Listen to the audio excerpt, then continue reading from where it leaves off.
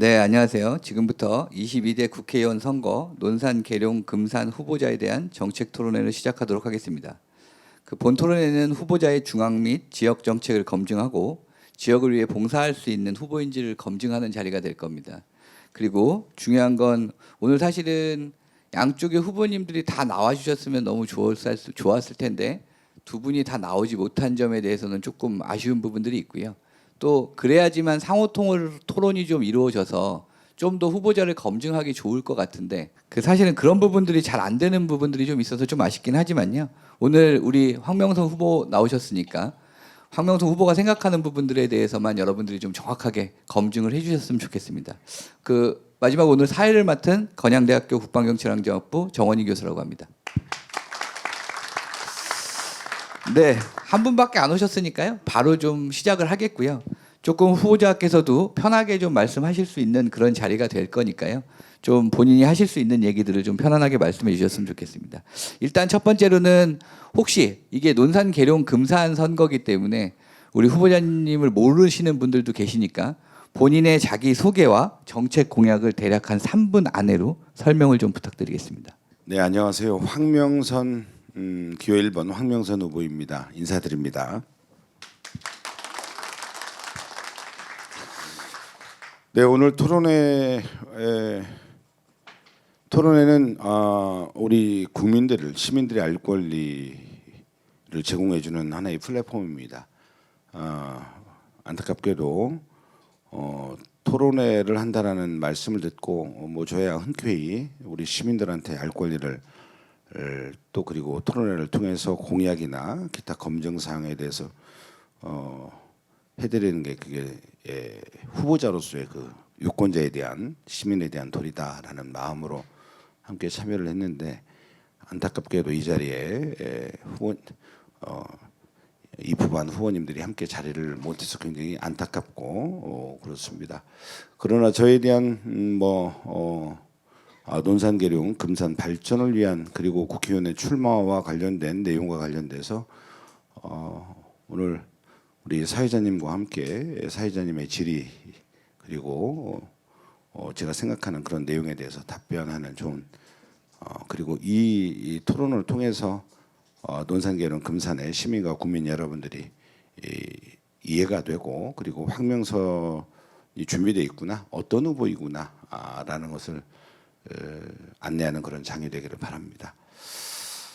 예, 3분 동안 제 소개를 하겠습니다. 예, 저는 논산에서 삼선시장을 했습니다. 12년간 시장을 했는데요. 만나보면 편안한 사람 그리고 많은 분들이 계룡금산에서는 삼선했는데 왜 이렇게 젊어 이런 말씀을 많이 주십니다. 그래서 제가 시민분들한테 12년 동안 사랑받아서 젊습니다 이런 말씀도 드리는데요. 삼선의 시민들의 삶을 현장에서 직접 보면서 정책을 설계하고 정부의 역할이 시민들의 생명과 안전을 지켜내고 더 나은 삶을 만들어가는 것이 정부의 역할이다라고 저는 생각을 하고 대한민국 국민으로서 논산에 계신 우리 시민 여러분들이 그동안 차별받지 않도록 특히 대도시와 농촌은 삶의 양극화가 굉장히 갈수록 심해집니다. 그런 의미에서 교육이라든가 또 문화 그리고 평생학습 더 나은 삶을 만들어가는 데 있어서의 다양한 이런 삶의 격차가 굉장히 심하죠. 그런 의미에서 제가 시장하는 동안 우리 시민분들이 대한민국 국민으로서 차별받지 않도록 그런 정책을 디자인하고 함께 실천해왔던 그런 자치분권 현장에 12년 했던 이 경험과 역량, 유능함으로 이제 세일즈 시장에서 세일즈 국회의원이 되어서 이제 계룡금산까지 정말 우리 도시를 확 바꿔내는 발전시켜내는 그런 국회의원이 되겠다 이런 각오의 말씀을 드립니다. 여러 가지 제 양력 같은 경우는 황명선 블로그를 이렇게 참고하시면 제 양력과 학력, 경력들을 다 이렇게 보실 수 있겠고요. 제가 출마하는 가장 큰 의미는 여느 대한민국에 300명 뽑는 비례대표를 빼고는 256명이 있을 텐데 그 가운데에서 다양한 경력들을 갖고 있는 분들이 계실 겁니다. 예를 들면 여의도 국회에서 직접 정치를 했던 분도 계시고 아니면 다른 분야에서 전문가 그룹도 오시는 분들도 있을 수 있습니다만은 저의 가장 큰 강점은 12년 동안 현장에서 시장, 삼선 시장을 하고 대한민국 226개 시장 원수 구청장을 하면서 대표회장을 하면서 야 정말 정치가 쌈박질만 하는 정치의 인식을 갖고 있어서 그동안 보여줘서 국민들의 많은 혐오감이 있는데 실질적으로 제가 시장을 해보니 야 황명선을 뽑으니 우리 아이들의 삶 그리고 나의 부모님의 삶이 바뀌는구나 내 삶이 바뀌는구나 풍요로워지는구나 정치인을 선택해서 우리들의 삶이 달라질 수 있다는 것을 정말 보여주고 싶었습니다. 12년 동안 현장에서 해왔던 그런 내용 그리고 전국에 회장을 하면서 모든 시민들의 삶과 생명과 안전을 지켜내는 데 있어서 중앙 집권적인 대한민국 체제를 분권화시켜서 현장에서 대응할 수 있도록 지방자치법 개정안이나 지방이양일괄법 특히 재정분권 2단계까지 청와대나 그 당시 그다음에 총리실 그리고 각 당의 대표를 만나서 요구했고 민선 7기에 그런 것들이 이제 관철이 됐죠.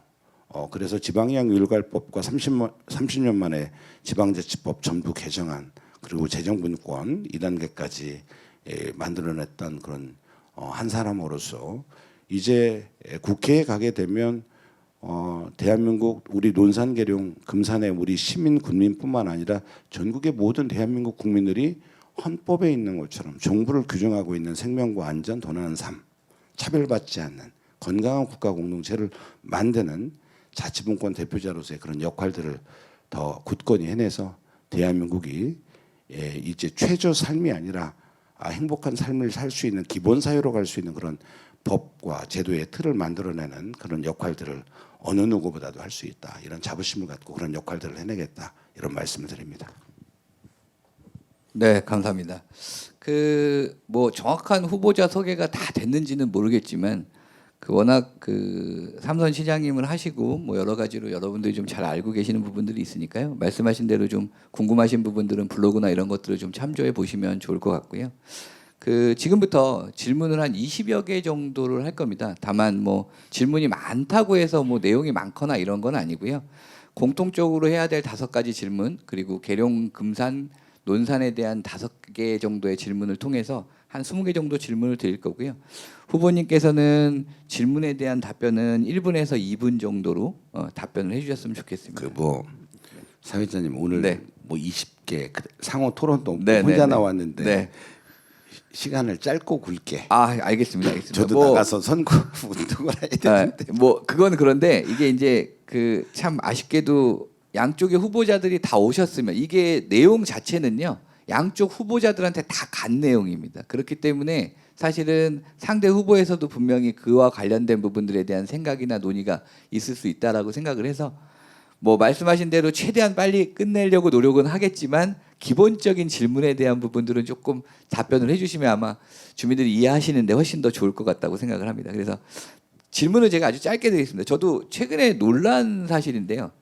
제 머릿속에는 저도 지금 논산에 온 지 거의 10년 가까이 이제 대학에 온 지 10년 가까이 됐는데 제 머릿속에는 항상 논산은 12만, 계룡 금산은 5만 이상 이렇게 생각하고 있었거든요. 근데 이미 작년 기준으로 보니까 계룡 금산이 5만이 깨진 상황이고 논산이 올해 2월 기준으로 11만 51명입니다. 그럼 사실 51명만 빠지면 이제는 10만으로 가는 거거든요. 근데 항상 그렇게 생각하고 있었는데 지금 결국엔 제일 중요한 건 우리나라 전체가 마찬가지지만 우리 지역도 이 지역 소멸과 관련된 부분들에 대한 문제가 가장 심각하게 나타나고 있어서 이에 대해서 우리 후보의 생각이 어떠신지 한번 말씀 부탁드리겠습니다. 저도 시장을 하면서 우리 논산 제가 시장 취임했을 때 10만 5천 뭐 그런 정도 됐습니다. 제가 12년 동안에 한 10,000명 정도 가까이 이렇게 줄어든 그런 데이터를 볼 수 있는데 그나마 우리 논산은 완전 농촌 산촌 도시가 아니어서 그나마 이렇게 지방 소멸이 되고 있는 과정 속에서도 좀 더디게 가는 편이죠. 여기의 핵심은 실질적으로 지방 소멸에 대한 극복 여기에 가장 큰 것은 수도권 집중화이죠. 그래서 노무현 참여정부 때 균형발전 정책, 대한민국 226개 모든 대한민국이 골고루 잘 사는 대한민국이 돼야 되는데 결국 고등학교 졸업하고 저출생도 있지만 문제가 있지만 태어나가지고 고등학교 졸업하면은 전부 다 서울 수도권으로 다 전부 다 빨려 들어가는 이 대한민국의 이 구조를 바꾸지 않으면 안 되는 거예요. 근데 대한민국의 모든 시장군수구청장들은 실질적으로 어떤 걸 하냐면 대도시 말고 지방 소멸 만들기 위해서 일자리 유치하겠다. 일자리도 굉장히 중요하죠. 저도 그렇게 노력을 했으니까. 그러나 그거 갖고 되지가 않아요. 결국 주는 것을 조금 더디게 가릴 수는 있지만 국가 차원에서 혁신 도시라든가 이렇게 만들어 주지 않는 경우는 실질적으로 저출생에다가 사회적 양극화, 대한민국 서울 수도권으로 가는 양극 체제, 서울 수도권과 지방에 있는 모든 고등학교 졸업하면 출세하기 위해서 좋은 대학 가야 된다. 서울 수도권에 대학 거의 다 있잖아요. 또 대도시에 있고 일자리도 대기업들이나 중견기업들이 전부 다 수도권에 있어요. 이 대한민국의 구조를 바꾸지 않는 이상은 지방 소멸을 막기는 굉장히 어려운 거죠. 그래서 대한민국 지도자, 대통령, 국회 모든 지도자들이 협업을 통해서 정말 냉정하게 지방 소멸을 극복할 수 있는 대안 늘 이야기하고 뭐 아이 낳고 키우기 좋은 뭐 예를 들면 인센티브 이게 근본적인 문제가 아니거든요. 그건 부수적인 문제일 수 있어요. 그러니까 대한민국 구조에 이 양극 체제가 되어 있는 서울 수도권에 집중화되어 있는 것을 극복하지 않으면은 안 되는 거죠. 그래서 참여정부 때 국가 균형발전 정책을 만들었던 거예요. 그런데 그다음 대통령 이명박 정부 들어서 수도권 국가균형발전 정책 이야기하면서 수도권 규제를 완화시켜서 충청권에 와 있는 기업들, MOU 체결된 기업들도 다시 서울 수도권으로 피드백되는 그런 현상이 나타났죠. 이런 현상 근본적인 것을 좀 이렇게 지적하지 않을 수 없고요. 그래서 저는 이제 결국 또 중요한 것은 지역에 있는 우리 시민분들이 이 인구가 줄지 않기 위해서 공공기관 유치라든가 기업 유치에 혼신의 사력을 다하는 것은 기본적으로 해야 될 정치인의 또 선출직 공직자들의 자세라 이런 이야기를 드리고 제가 시장했을 때 민선 567기 수도권 규제 완화 그런 상황에서도 한 20여 개의 기업들 모나리자나 한미식품그룹, 알로코그룹 등 많은 기업들이 이제 오는 성과도 있었죠. 또한 더불어서 계시는 분들이 서울 수도권으로 가지 않기 위한 삶의 격차의 여건들을 어떻게 극복할 것이냐라는 게 굉장히 중요한 것이죠. 그런 의미에서 교육. 제가 예를 들면 평생학습 같은 경우는 대한민국에서 평생학습 지원금이라는 제도를 제가 민선 7기에 만들었어요. 그래서 우리 논산 시민들 평생학습 지원금을 받아요. 10만 원, 15만 원. 왜? 대도시에 비해서 평생학습을 받을 내용들이 굉장히 제한되어 있어서 뭔가 정부 차원에서 논산시 정부 차원에서 해야 되는 것이죠. 부족한 것을 극복하기 위해서 제가 이제 국회의원이 되면 평생학습 기본지원금 헌법에 대한민국 국민은 행복을 추구할 권리가 있고 평생학습을 받을 권리를 보장받는다 돼 있는데 기초생활수급자 신청주의로 돼 있어서 아주 제한적으로 받습니다. 헌법에 국가나 정부가 충실하지 못하고 있는 것이죠. 저는 이것도 공약사항입니다. 제가 국회의원이 되면 평생학습 기본 지원금 제도를 입법화해가지고 대한민국 국민 모든 분들이 차별받지 않고 평생학습을 헌법에 보장될 것처럼 받을 수 있도록 하겠다. 예를 들면 이제 문화도 마찬가지예요. 문화, 교육, 평생학습 이런 삶의 질에 대한 여건들을 대도시에 비해서 부족한 것을 극복할 수 있도록 굉장히 디테일하게 정책을 만들어서 해야 되겠죠. 예를 들면 뭐 너무 깁니다. 이런 정도로 이야기 드릴게요. 연결해서 한번 제가 질문 드릴게요. 실제로 말씀하신 대로 더 나은 삶에 대한 정책이 굉장히 중요하다라고 말씀을 하셨는데 우리 충남 사회조사 결과에 따르면 계룡, 금산, 논산 자체가 여가생활 만족도가 굉장히 낮게 나옵니다. 예를 들면 전체적으로 만족한다라는 비율 자체가 논산은 12%, 계룡은 17%, 금산은 9%밖에 안 되거든요. 그럼 결국에는 그 지역은 사실은 여가생활을 할 만한 여건이 조금 부족한 거 아니냐라고 지역 주민들이 생각한다고 했을 때 그 더 나은 삶을 위한 정책에서 방금 말씀하신 교육, 문화, 평생교육에 대한 부분들 이외에 또 생각하시는 내용들이 있으면 말씀 부탁드리겠습니다. 제가 좀 시장 시절에 했던 가장 논산의 대표적인 그러한 여건들이 예를 들면 선거 때 저는 이제 문화적 삶의 격차를 첫 번째로 극복해야 되겠다. 그런 생각을 했습니다. 땅 짓는 우리 주부께서 저한테 손을 잡고 시장님 저도 세금 똑같이 내는데 저녁이 있는 삶이 있어야죠. 우리 부부나 아이들이 전부 다 대전이나 서울 예술의 전당 가서 가면 되겠습니까? 우리도 세금 내는 대한민국 국민인데 왜 논산은 그런 거 신경 과거에 안 씁니까? 참 미안하죠. 그래서 공연기획팀장을 개방형으로 뽑아서 아이들부터 농민들, 어르신에 이르기까지 다양한 대한민국 만나고 싶어하는 그런 분들을 그러다 보니까 청소년, 중학교, 고등학교 최초의 청소년 기말고사 끝나고 훈련소에서 10,000명 들어가는 이 소년단도 오고 하지 않았습니까? 뭐 EXID, 온무치타, 뭐 트와이스, 레드벨벳 이런 게 결국은 우리 농촌 지역의 청소년들한테 아유 아빠 우리는 왜 농촌 지역에 우리의 삶은 왜 이렇게 피폐해? 이런 것들을 극복해 줘야죠. 그런 의미에서 근데 이게 이제 선거 때 되면은 연예인들한테 돈을 몇십억씩 몇백억씩 쓰고 이렇게 이 프레임이 만들어지고 합니다. 그러나 이제 그런 차원에서 이제 문화적 혜택을 극복하기 위해서 했던 것이고 또한 정부로서 가장 중요한 논산시의 가장 중요한 역할은 생명과 안전입니다. 365일 24시간 폭력학대 신고 대응센터를 만들었어요. 이거 대한민국에서 우리 논산이 최초죠. 제가 국회의원 되면 이거 입법할 겁니다. 매번 많은 정치인들이 현장이 답이다. 현장이 답이다. 하는데 권한은 현장이 없어요. 시장군수 구청장한테 있어야 되는데 이게 도지사나 서울시장이나 중앙정부에 있어요. 예를 들면 학부형들이 저한테 찾아와서 시장님 여기 우리 아이들이 횡단보도가 없어서 신호등 설치가 필요한데 이것 좀 해주세요. 제가 지시를 했습니다. 과장님 잠깐 봅시다. 이런 거 즉각 대응할 수 있도록 해주시죠. 갔다 오고 피드백이 보면 시장님 이건 우리의 권한이 아니에요. 경찰청 권한입니다. 경찰서에서 동의가 안 되면 할 수가 없습니다. 세상에 그런 게 어디 있어요. 행안부 내 경찰청의 소관이라는 게 말이 돼요. 이 신호등 설치 하나 하는 것도. 행안부 장관이나 경찰청장이 잘 알겠습니까? 현직에 있는 그 동네에 있는 시장이나 그 동네에 있는 읍면동장이 더 잘 알죠. 그래서 분권이 필요한 것이죠.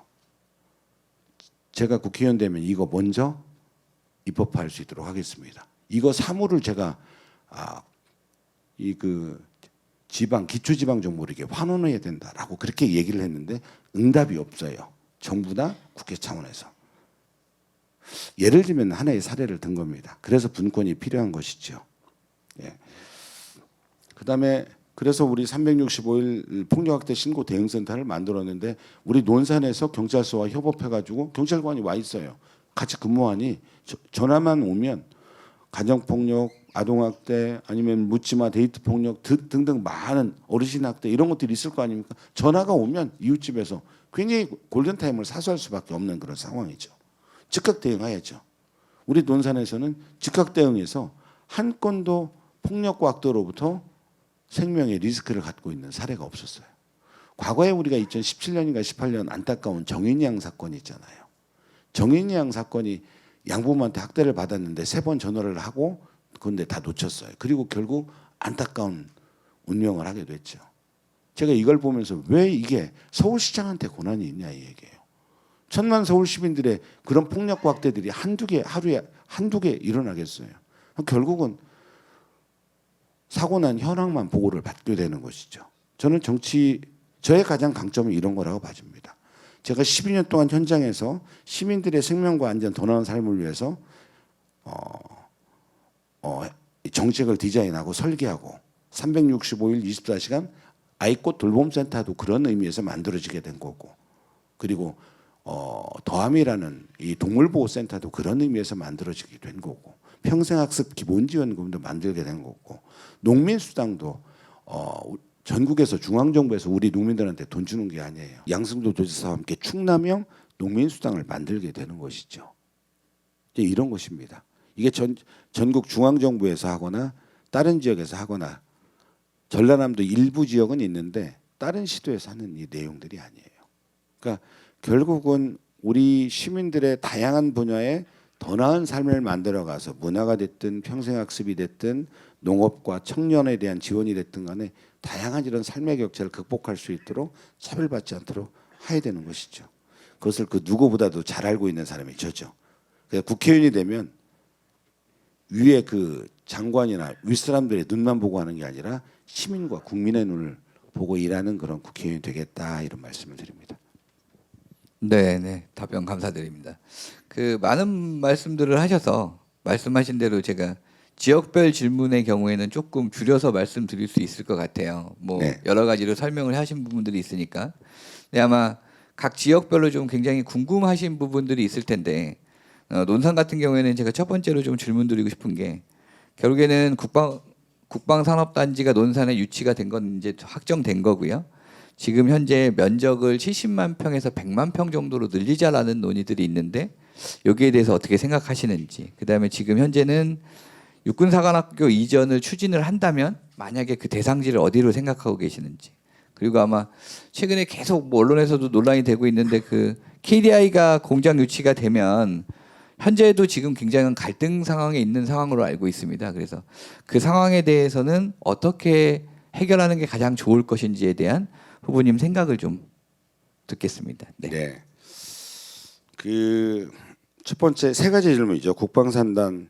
제가 우리 논산 계룡이 국방의 3군본부, 국방대학교 훈련 육군훈련소 그리고 노성항공학교 인근에는 또 부사관학교까지 있습니다. 국방의 도시죠. 그런데 국방을 그렇게 내세우는 게 지역 브랜드에 큰 도움이 될까 하는 것은 퀘스천입니다.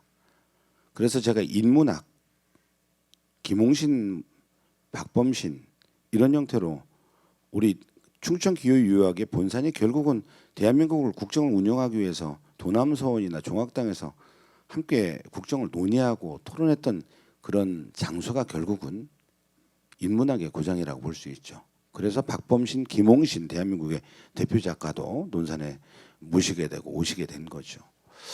그러나 우리가 현실적으로 갖고 있는 이 내용, 국방의 도시에 답게 국방과 관련 내용으로 지역의 발전 전략은 저는 국방산업단지를 만들어서 국방과 관련된 그러니까 대한민국 국가에다가 납품하는 국방과 관련된 안보와 관련된 납품하는 기업들이 지역에 와서 일자리가 만들어지면 지역 경제에 굉장히 큰 도움이 되겠다라는 그런 생각으로 그런 하나의 또한 또 다른 전략들이 있었어요. 그런 의미에서 제가 민선 5기에 시장 취임해서 국방 클러스터라는 그런 단어를 이야기를 제가 제안을 했고 그래서 여기는 군의 국방과 관련된 교육기관 그리고 정주할 수 있는 여건 그리고 일자리까지 공공기관뿐만 아니라 그 국가의 방위산업까지 올 수 있는 그런 일자리를 만들어낼 수 있는 것까지 국방 클러스터를 만들어야 되겠다라는 정책적 디자인을 해서 문재인 정부 때 아예 그냥 대통령 공약으로 국가 차원에서 저한테 왜 만들려냐고 그러더라고요. 우리 이 국가에 그 납품되는 방위산업 내용들은 결국은 유사시에 우리 사병, 장병들 어디 입고 먹고 쓰는 이런 비무기 체계의 내용과 또 한 분야는 전쟁을 하기 위한 무기 체계 이 두 분야가 있는데 유사시에 대비하기 위해서 또 전쟁 시에 효과적으로 효율적인 이 대한민국을 지켜내기 위해서 방위산업은 국가에 납품되는 기업들이죠. 그런데 이렇게 전국에 산재되어 있으면 효율이 굉장히 떨어지고 집약화되어 있으면 굉장히 효율이 극대화되고 국방력이 강화될 것이다라는 이런 입장으로 대통령 후보한테 제안을 하게 된 거죠. 국가국방산업단지 그래서 저도 50만 평, 70만 평 처음에 그렇게 디자인을 했는데 이게 기재부에 타당성 용역 결과가 잘 나와야 돼요. 실질적으로 큰 담론은 만들었는데 이게 실천적 방향까지 해서 국가국방산업단지가 만들어지게 되는 그런 이 실천적 방향까지 만들기 위해서는 저는 50만 평, 70만 평 제가 처음에는 그런 용도로 제안을 했었어요. 이왕에 하는 거. 그랬는데 타당성 용역 때문에 30만 병 정도로 시작을 하게 된 것이죠. 지난번에 며칠 전에 승인이 났던데요. 제가 그래서 국가국방산업단지 지역에 일자리를 만들어내기 위해서 그것도 생명과 안전에 위협받지 않는 비무기 체계라는 그런 프레임으로 그런 내용으로 전략적으로 접근하게 된 거죠. 그렇게 정책을 디자인하고 설계했던 사람이 마지막 국가국방산업단지의 기업이식까지 좀 만들어내야 되겠다. 그것이 제 사명이다라는 말씀을 드리고, 근데 기업이라는 게 그냥 오지 않아요. 전국에 산재되어 있는다 하더라도 앞으로 국회의원이 되면 해야 될 일이 굉장히 많습니다. 기재부, 방사청, 국방부 협의를 이끌어내야 되는. 전국에 산재되어 있는데 여기 국가 차원에서 국가국방산단을 논산에 만들고 있는데 승인이 나서 만들고 있는데 이쪽으로 국가 차원에서 와라 하면은 누가 와요? 그 공장을 전부 다 이전하려면 몇백억에서 또 큰 기업들 같은 경우는 몇천억도 들어갈 수 있는데, 근데 국가 차원에서는 집약화해야 효율이 극대화되고 그리고 국방력 강화가 되는 것이죠. 이 내용 때문에 만들어지게 된 거니까. 그러니까 결국은 국가에 납품되는 인센티브나 이런 내용들을 만들어야 된다 얘기예요. 유인책을. 이 유인책을 국회의원이 만들어야죠. 기재부를 설득하고 방위산업청을 설득해서 저는 여기까지 지금 내용을 준비를 하고 있어요. 여기 국가국방산업단지 만들었다 해서 기업들 그냥 오지 않습니다. 전국에 사천에 있거나 아니면은 뭐 다른 지역에 있거나 대전 대덕에 있거나 아니면 다른 지역에 있거나 기타 지역에 있는데 그 공장을 기업들을 이전한다라는 것은 굉장히 많은 돈이 들어가요. 국가에 납품되는 그런 기업들이 인센티브가 필요한 거죠. 이런 인센티브, 가점 제도라든가 이런 것을 기재부랑 함께 깊이 디테일하게 만들어야 돼요. 제가 이런 고민까지 했었어요. 그래서 그것을 국가국방산업단지를 디자인하고 정책을 설계하고 만들어 왔던 사람이 기업이치까지 마무리하겠다. 여러분 잘할 것 같죠? 네. 그리고 육군사관학교 유치는 저는 국방의 도시에 우리 논산의 육군사관학교 유치는 제가 이제 시장 시절에 육군사관학교 유치를 하기 위해서 추진위도 만들고 양승조 지사랑 함께 또 이 원래 단초는 안희정 지사 때부터 시작을 했었어요. 충청남도 국방 발전 협의회를 만들어서 안희정 지사님, 저 그리고 군 전문가 그리고 건양대학교 김희수 전 총장님 이렇게 많은 분들이 참여를 해서 안희정 지사 때부터 육군사관학교 유치를 위해서 국가국방산업단지까지 포함해가지고 계속 정책을 디자인하고 해왔던 내용이에요. 양승조 지사 시절에 저랑 함께 육군사관학교 추진위를 만들어서 같이 함께 참여하면서 국회에서 토론회도 하고 많은 내용들을 진도가 많이 나갔어요. 여기 김영도 의원님 있지만 또 육사 추진위원장도 하고. 그런데 지난번 어찌됐든 간에 윤석열 후보가 그 당시에 논산에 육군사관학교 유치했는데 지금 깜깜무소식입니다. 우리 논산시도 깜깜무소식이에요. 근데 민주당에서는 공약을 했잖아요. 안동에다가. 그때 우리 논산이나 그리고 충청남도에서 그동안 준비했던 많은 분들이 왜 민주당에서 안동일까? 그러니까 역사적 근거를 보니까 당의 정책위에서 보니까 안동, 만주, 사관학교 독립했던 그 역사적인 학교가 안동에 있어서 육군사관학교의 전신이라는 역사성 때문에 그랬는데, 현실적으로 제가 보니까 육군사관학교 학생들이 이 학습 과정도 있고 교육 과정도 있고 훈련 과정도 있는데 훈련 과정 시설들이 부족해서 서울 태능에 있는 우리 논산 훈련소에 와서 학생들이 여기 와서 훈련을 받고 갑니다. 제가 환영도 하고 다음에 여러분들 기회가 되면 논산으로 꼭 와라 이런 이야기도 했었어요. 그러면서 육군사관학교를 좀 더 디테일하게 구체적으로 대한민국의 이 장교지휘관을 만들어내는 그런 육군사관학교의 그 목적대로 정말 어느 대한민국 어느 도시에 가는 게 가장 바람직하고 그 목적대로 달성될 수 있는 건지, 우리 삼군본부가 있잖아요. 부사관학교, 훈련소 모든 교육과 훈련 여건들을 아주 그 인프라가 잘 갖춰지는 곳이 대한민국의 최고가 바로 논산이죠. 그런 의미에서 우리가 세게 추진했던 거고, 다만 지난번에 전 안동 이런 부분이 있었는데 이재명 대표 지난번에 우리 논산 방문해서 기자님들이 의견을 여쭈었죠. 황명선 후보가 육군산학교 유치하는데 대표님께서는 지난 대선 후보 때 안동에다가 민주당 후보로서 공약을 했었는데 그거 어떻게 된 겁니까? 서로 이렇게 부딪히는데 그랬더니 지난 안동 공약은 지난 대선으로 끝났습니다. 딱 이렇게 이야기를 했잖아요. 제가 논산에 육군사관학교 유치할 수 있도록 정치라는 것은 불가능을 가능하게 만들 수 있도록 계속 도전하는 겁니다. 면회제도도 제가 시장 취임하고 나서 130만 명의 훈련병과 가족들이 있는데 면회제도 외출 이거 과거에 쭉 해왔는데 국회의원도 해왔고 과거 2010년 전부터 그거 잘 안 된다라고 해요. 참 불가능할 수 있죠. 그래도 5주 훈련 받고 2, 3일 대기하는 동안에 수료할 때 가족들, 친척분들, 사랑하는 분들 다시 만날 수 있다라고 하면 5주 만에 자랑스러운 대한민국의 아들, 딸들이 대한민국의 군인으로 성장해서 하는 모습이 직접 부모님 보고 충성하고 이렇게 하면 얼마나 군의 사기가 진작에 되고 국방력 강화가 되겠어요.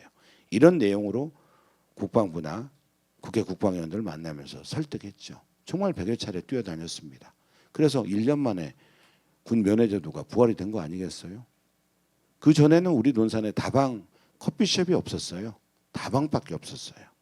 근데 그거 군 면회제도 외출되니까 스타벅스 커피숍도 2개가 생기고 많은 커피숍이나 프랜차이즈나 해가지고 한 400개 법인이 만들어지고 그 안에서 2,500명이나 3,000명 정도의 단타든 장타든 지속 가능한 일자리든 간에 일자리가 만들어지게 되는 것이죠. 다들 불가능하다라고 얘기했지만 도전해서 만드는 거예요. 이왕에 이렇게 마이크를 잡았으니 KTX 역 얘기도 할게요. 엘베에서는 KTX 역 갖고 안 되는 것 같고 12년 동안 뭐 했다라고 막 이렇게 우려먹었다고 하더라고요. 저는 그런 자세는 바람직하지 않아요. 정치인은 도전하고 시민들한테 국민들한테 비전을 제시하는 거예요. 하다가 넘어진다 하더라도 도전하고 육군사관학교를 윤석열 대통령이 공약했는데 안 되니까 같이 그냥 쭉 아무 이야기도 안 하고 진도도 안 나가면 안 되잖아요. 해달라고 요구하고 도전하고 정부를 찾아다니고 뭐 그래야 되지 않겠습니까? 정치인의 자세는 불가능을 가능하게 하는 게 정치적인 영역이에요. 그래서 면회제도 외출했던 이런 내용처럼 KTX도 굉장히 끝없이 정말 해가지고 정부의 예산까지 용역까지 만들었죠. 그리고 나서도 저 또 포기하고 싶지 않더라고요. 제가 이번에는 공약으로 내세우지는 않았습니다만은 이런 부분도 제가 이후에 디테일하게 한번 다시 살펴보려고 합니다. 아무튼 육군사관학교 유치는 이렇게 말씀드리고 KDI와 관련돼서 말씀드리면 국가나 지방정부의 역할이 가장 중요한 것은 시민과 국민들의 생명과 안전을 위협받지 않도록 하는 게 제일 중요합니다. 제가 국가국방산업단지 추진할 때 비무기 체계로 제안을 해서 우리가 만들었잖아요.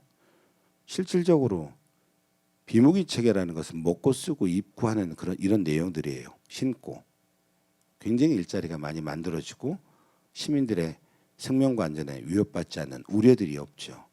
누구나 다 환영을 하죠. 여러 많은 시민들의 우려들이 있습니다. 이 부분과 관련돼서는 이제 국회의원 선거 마무리가 되면 저희 또 다른 입장을 갖고 또 시하고 협의도 하고 이렇게 하도록 하겠습니다. 네, 감사합니다. 최대한 많은 말씀을 하실 수 있도록 제가 질문 수는 조절을 하도록 하겠습니다. 논산은 사실은 지금 현재 이 국방산단이 제일 크게 이슈가 되는 부분들이고요. 다음으로 계룡으로 넘어가면 지금 현재 계룡에서 이슈가 되는 부분들이 몇 가지 있는데 그 첫 번째가 이제 이케아가 빠져나가면서 네네네 거기에 대한 해결 차원들이 무엇이 있느냐라는 부분들이고 계룡은 삼군본부 때문에 다양한 군 안보에 대한 측면들에 대한 논의들이 있는데 주민 대피 시설이 없다라는 부분들에 대한 논의들이 좀 있습니다. 그리고 마지막으로 계룡 같은 경우에는 세종 수도권을 연결하는 광역교통체계가 완성이 됐을 때 이 광역교통체계가 계룡까지 오는 것들이 바람직한 건지 또는 연장하는 부분들이 있다면 후보님은 어떻게 생각하시는지에 대해서 간단하게 답변 부탁드리겠습니다. 예, 쉽게 얘기할게요. 이케아 부지는 실질적으로 국회의원이 할 수 있는 역할이 이것입니다라고 이렇게 답을 드리기가 굉장히 쉽지 않습니다.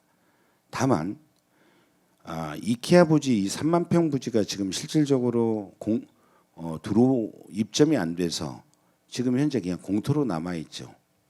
그렇죠?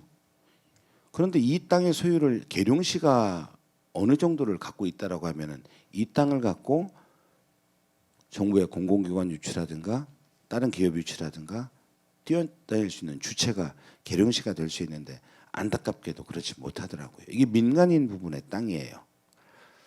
뭐 땅에 대한 내용에 대해서는 뭐 LH와 관련돼서 여러 의견과 불편한 이야기들도 있습니다만은 그러나 크게 보면 계룡시가 땅을 갖고 있는 게 처음에 이것을 했을 때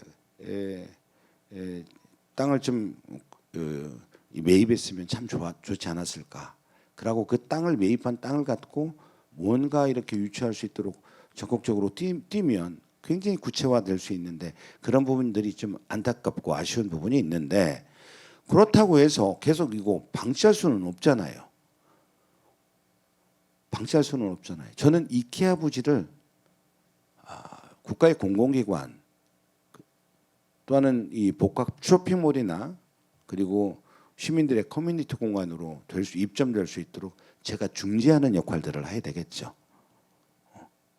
그 땅 주인하고 그리고 정부의 공공기관이나 복합 쇼핑몰, 복합 커뮤니티 공간을 활용할 수 있는 그런 기업들과의 땅 주인과의 그 중재자 역할을 통해서 이 공동화 현상이 지속화되지 않도록 막기 위해서 국회의원이 되면은 제가 앞장서서 그 역할들을 해내겠다 이런 마음이에요.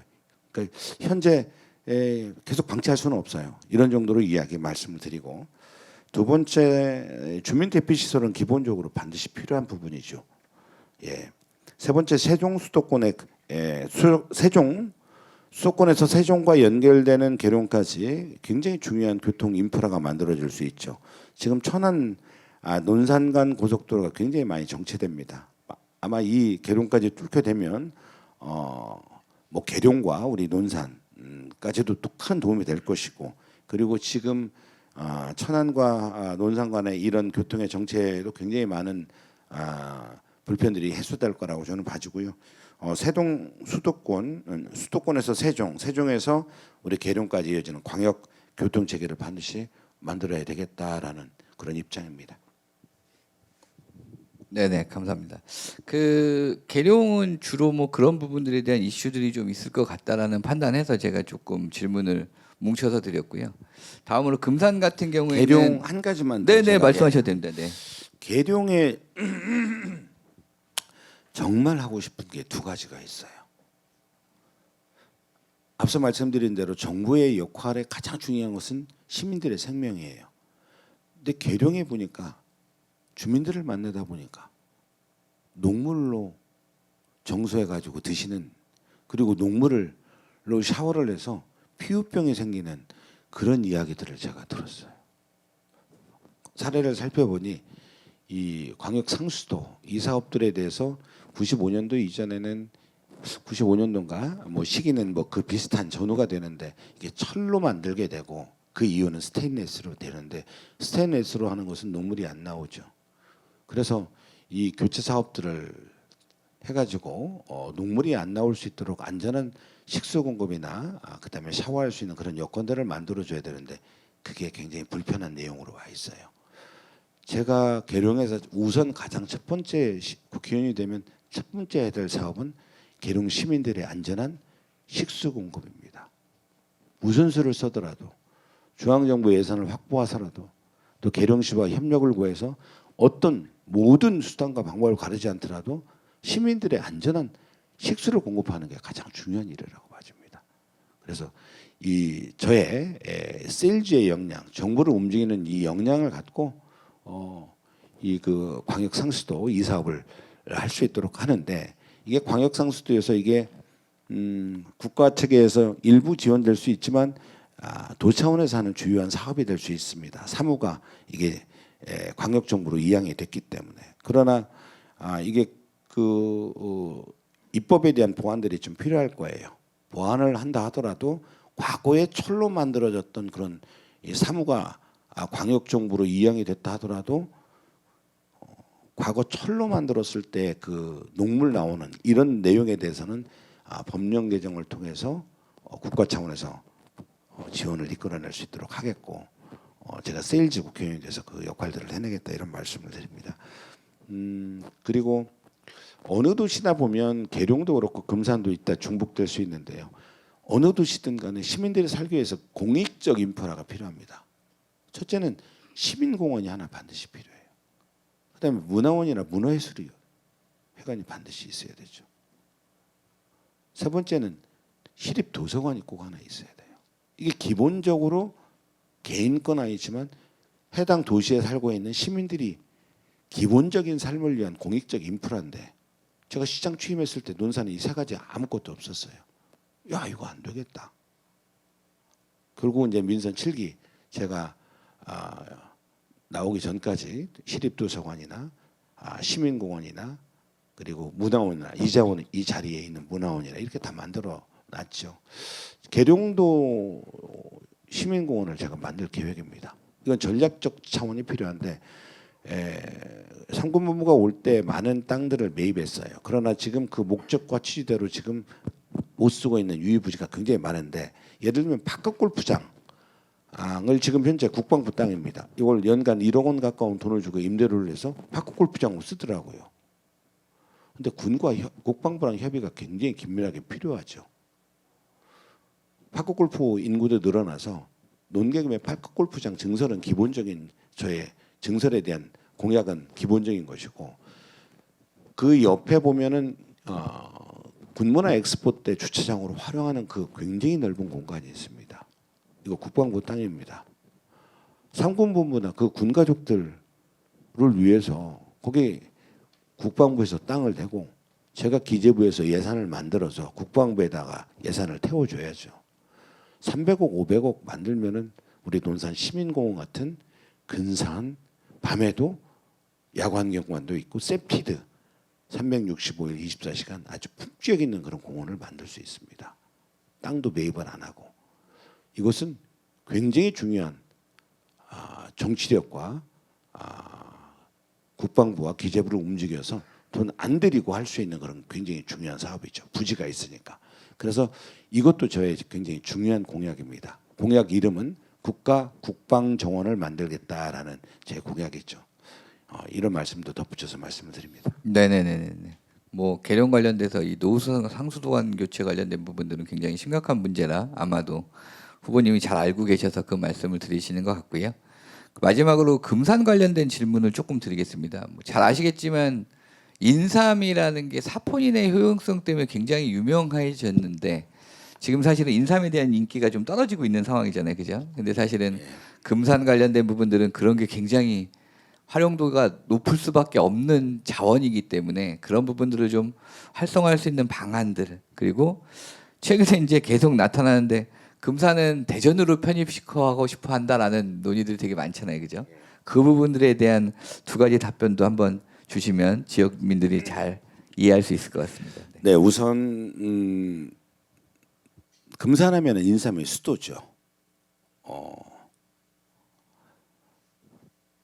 제가 시장 시절에 우리 논산하면은 대표적인 브랜드 농산물의 브랜드가 이제 딸기예요. 브랜드가 아니라 딸기 대표적인 작물이 딸기인데 딸기 값이 농민들의 땀의 대가만큼 가격이 좋지가 않아요. 살펴보니 가락동 농산물 시장 가서 보니 뭐 여러 이유가 있지만 대한민국 모든 지역에서 딸기를 생산해서 수요보다 공급이 많아요. 결국은 가격이 떨어질 수밖에 없죠. 폭락이 되죠. 결국은 우리가 해외로 돌렸어요. 해외로.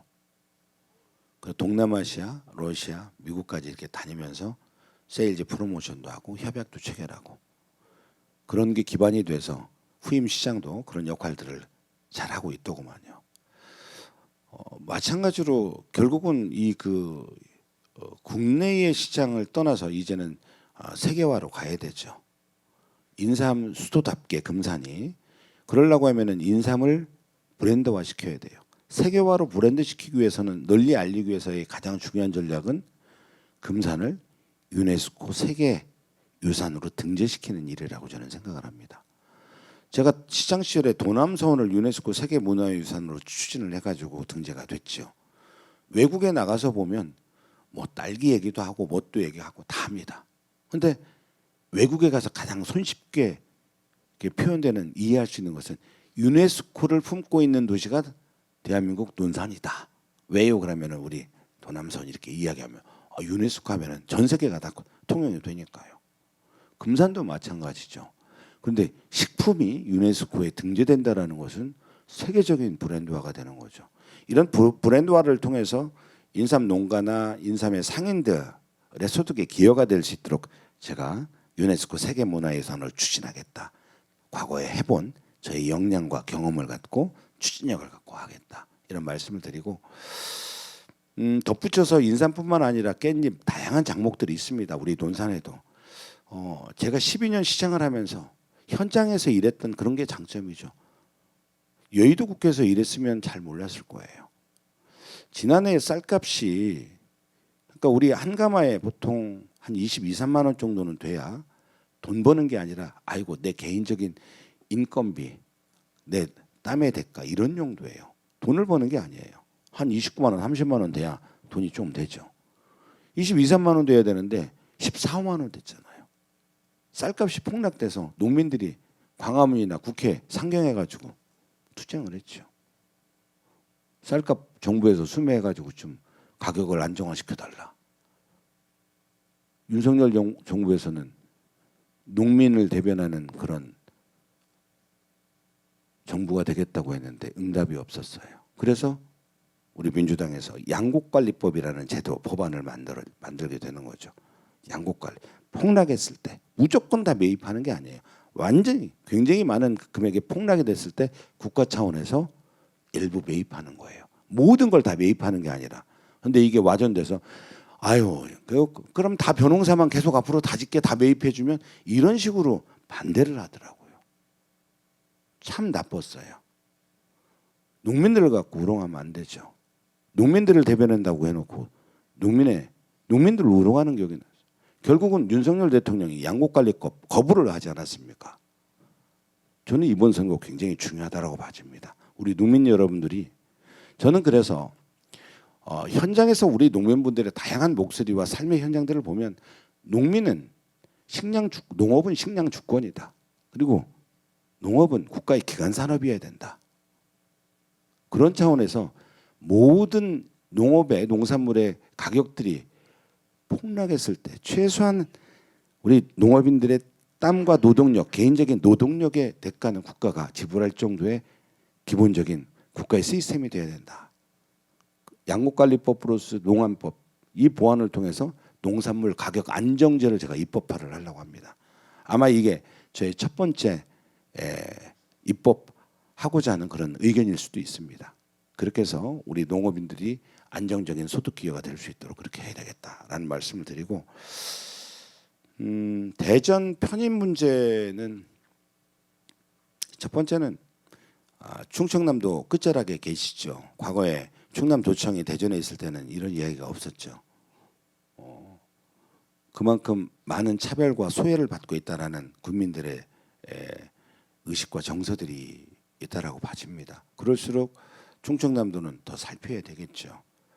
저도 논산시장 하면서 경계에 있는 지역에 있는 마을 끝마을 같은 경우는 더 살폈어야 된다. 살피려고 했는데 살피기도 하고 오히려 부족하지 않도록 오히려 더 살펴서 해당 시군에 소외감 없도록 해야 된다.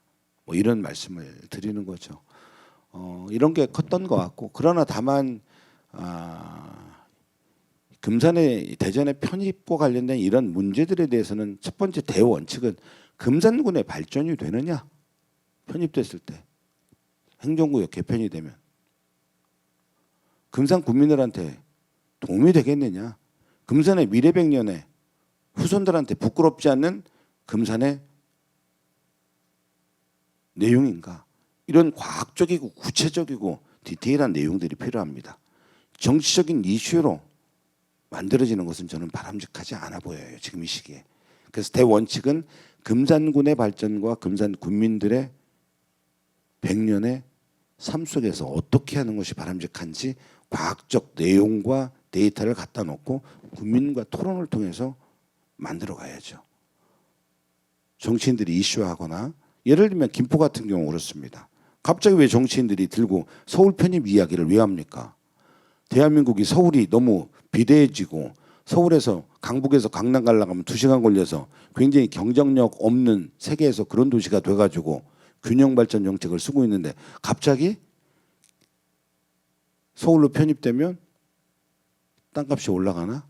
이런 기대 심리들이 있을 수 있죠.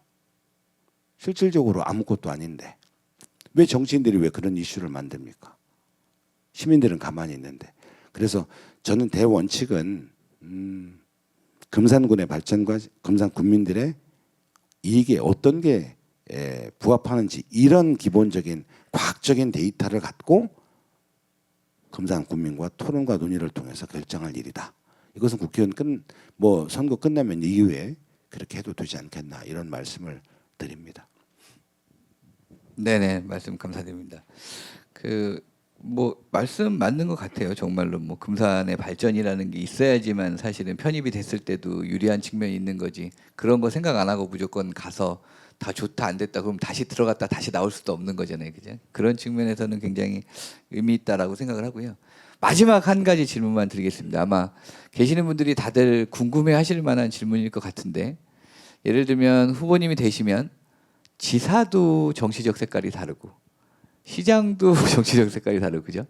군수도 정치적 색깔이 다르고 이런 부분들이 분명히 굉장히 충돌이 날 수 있다라는 부분들이 있을 텐데, 만약에 그랬을 때 사실은 되더라도 국회의원의 역할들을 제대로 못할 수도 있는 거 아니냐라는 우려들도 분명히 있을 수 있거든요. 그래서 거기에 대해서 짧게 한번 답변을 부탁드리겠습니다. 먼저 우려는 안 해도 된다 이런 말씀을 드리고요. 제가 민선 5기 시장했을 때 그때 이명박 정부 시절이었어요. 야당이었죠. 그죠? 그리고 그 다음에는 박근혜 정부였어요. 그래도 예산 잘 탔어요. 여야가 상관없는 거예요. 지역 발전을 위해서는 당이 틀리다 해서 시장과 협력이 안 되거나 국회의원과 협력이 안 되거나 도지사와 협력이 안 되거나 대통령과 협력이 안 되거나 장관과 협력이 안 되거나 그러지 않습니다. 제가 이명박 정부나 박근혜 정부 시절에도 굉장히 많은 사업들을 해왔고 대다수 제 12년 가까운 임기 동안에 실질적으로 민선 5, 6기 때 추진했던 것들이 굉장히 많아요. 대부분 다. 그렇잖아요. 면회제도부터 시작해서 야당 시장이 국회 국방위원이나 국회 국방위원들 여야 유승민도 만나고 원유철도 만나고 저쪽 당인데 다 만나서 설득하는 거죠. 그러니까 지역 발전에는 여야가 필요가 없어요. 지금 현재 백성현 시장 잘하고 계신 것도 있고 부족한 것도 있을 수 있죠. 그러나 논산 발전을 위해서 또 계룡에도 금산에도 당이 틀립니다마는 정당을 떠나서 일을 해야 돼요. 국회의원이든 시장이든 의원이든 당을 너무 내세워서 편가르기식 하는 정치는 옳지 않죠. 제가 얼마 전에 금산에 박범인 군수가 1조 5천억짜리 금산군의 양수발전소 산자부에 공모하는 사업이 있었어요. 저한테 오래전부터 제가 잘 알죠. 제가 시장 민선 5기 때 그분은 농정 국장을 했으니까 안희정 지사하고 계실 때 시장님 저기 삼선하고 대한민국 회장 했으니까 인맥도 두텁고 정부도 잘 알고 국회도 잘하니까 금산 발전에 여야가 필요 없는 거 아닙니까? 그럼요. 제가 할 역할이 있으면 말씀주세요. 양수발전소 산자부 저기 그 1조 5천억짜리 제안인데 국회 양당 산자의 간사부터 시작해서 좀 역할 좀 해주십시오. 그래서 제가 부리면의 이장단장하고 사회단체장하고 박범인 군수하고 국회에 가서 정청래 수석도 만나고 그다음에 산자의 여야 의원과 간사도 만나고 그리고 국회에서 제가 대변인 했잖아요. 국회에서 기자회견도 같이 열고 주민들하고 이렇게 했어요. 계룡도 마찬가지. 계룡 이용우 시장께서 산자부와 관련된 그 예산만 확보를 하게 되면 이 공공기관 하나가 자연스럽게 오게 되는 그런 내용들이 있어요. 이번에 제 공약에 들어가 있는데 이 내용을 갖고 저보고 역할을 그래서 저랑 같이 가서 예결위원장도 만나고 했어요. 자, 결론을 지으면 대통령이나 도지사나 국회의원이나 시장이나 군수나 정당 그렇게 따져서는 안 됩니다. 정치인들은 여야 지역 발전을 위해서는 여야가 따로 없어요. 선거할 때는 1번, 2번, 3번이 있겠지만 딱 되면 같이 힘을 합해가지고 따가야죠. 제가 한 가지 더 말씀드리면 제가 국회의원이 되면 서울 논산, 계룡, 금산의 서울 출장소는 사무소는 황명선 국회의원실 안에다가 만들 생각입니다. 예산 잘하는 선수급들 팀장이 됐든 사무관이 됐든 간에 제가 국회의원실에 자리 만들어서 파견 보내가지고 정부의 공모 시범 보조 사업들을 전체적으로 같이 함께 저하고 미팅하면서 그렇게 해서 세일즈를 저기 논산, 계룡, 금산 시범 공모 보조 사업들을 모두 다 할 수 있도록 그렇게 뒷받침할 그런 각오도 돼 있습니다. 그래서 그런 부분에 대해서 당이 틀려서 문제가 있지 않는가 그건 전혀 우려하지 않아도 된다 이렇게 말씀을 드립니다. 네, 감사합니다. 사실은 오늘 준비된 시간이 지금 이제 3분 정도 남았습니다. 그래서 사실은 1시간 정도를 준비했었기 때문에 플로어에서의 질문은 저희가 받지를 않고요. 마지막으로 혹시 그래도 나는 이 얘기는 꼭 하고 끝내고 싶다라는 말씀이 있으시면 혹시 후보님 말씀해 주시고 혹시라도 나 이 얘기는 꼭 해야겠어 이런 말씀 있으시면. 그렇죠. 젊고 검증되고 유능한 황명선이라고 자부를 합니다.